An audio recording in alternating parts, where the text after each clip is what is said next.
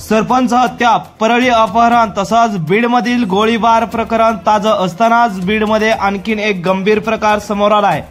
किरकोळ कारणावरून अधिकाऱ्याला बेदम मारहाण करण्यात आली आहे। त्यामुळे बीडमध्ये कायद्याचा धाक आहे का नाही असा प्रश्न विरोधकांकडून उपस्थित केला जातोय।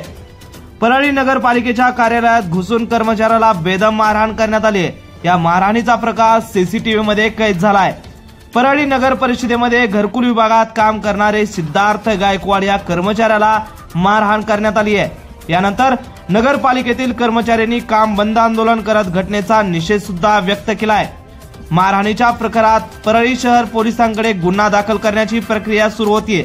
किरकोळ कारणावरून अधिकाऱ्याला मारहाण करण्यात आली आहे, मात्र कर्मचाऱ्याला मारहाण केल्याने दहशत निर्माण झाली आहे। मारहाण करणाऱ्यांची नावं अद्याप समोर आलेली नाही, मात्र मारहाण करणारे अजित पवार गटाचे कार्यकर्ते असल्याची सुद्धा प्राथमिक माहिती समोर येताना पाहायला मिळते आहे।